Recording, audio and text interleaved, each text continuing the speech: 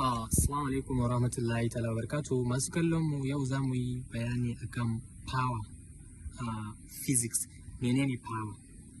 Power is the rate of doing work. Power is work over time. Me hakan yake nufi?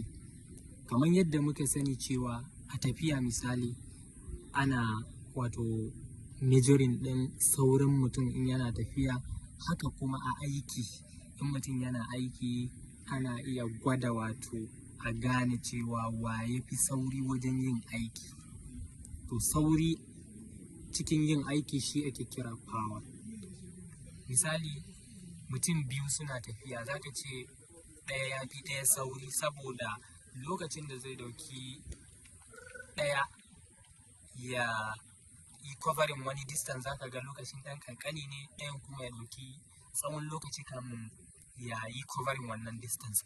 To haka kuma a aiki, mutane biyu suna aiki, sai wannan aikin ya ɗauki shi minti 10, wannan kuma aikin ya ɗauki shi minti 3 ya gama aikin. Wanne ya fi sauri? Nan sauran ba na tafiya ba ne, sauri ne na aiki. Wa ya fi sauri? Sai ka ce wanda ya aiki cikin minti 3 shi ya fi saurin aiki. To a nan sai ka ce Mr. A have more power than Mr. B. So power a nan yana nufin saurin yin aiki. Shi yasa formula ma ake ba da shi, power is equal to work over time.